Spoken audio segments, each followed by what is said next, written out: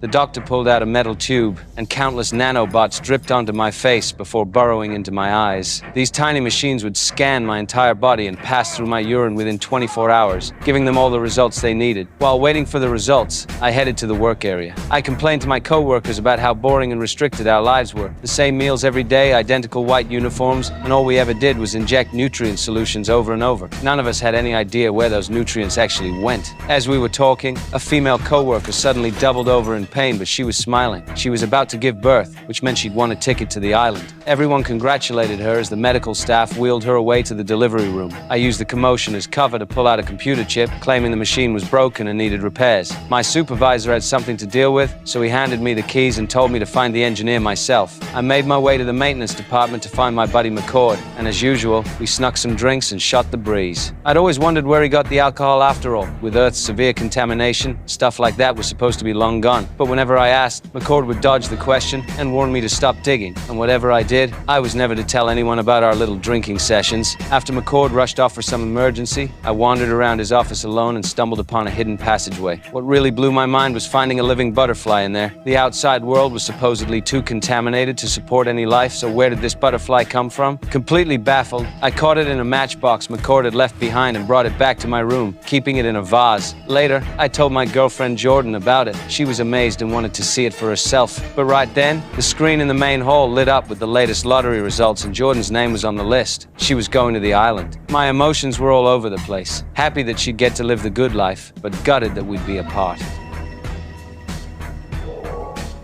You too. Watch your proximity. I swallowed my disappointment and wished her well on her new journey. That night, I was haunted by nightmares, visions of yachts, cars, and Jordan drowning. I woke up with a jolt and stared at the moth beside me. I had to find out where it came from. I went back to where I'd first found it,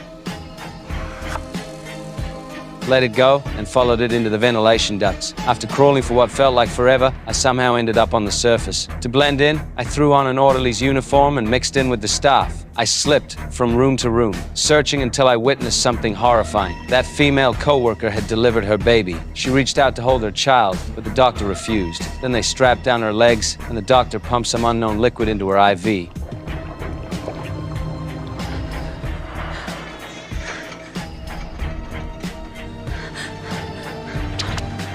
After a few violent convulsions, she got her wish. She went to the island. I was frozen in place. I moved closer, unable to believe what I was seeing, and then it hit me. The island wasn't paradise. It was death. Just then, a nurse carried the baby into another room. I followed and looked inside. The woman sitting there looked exactly like my colleague, every detail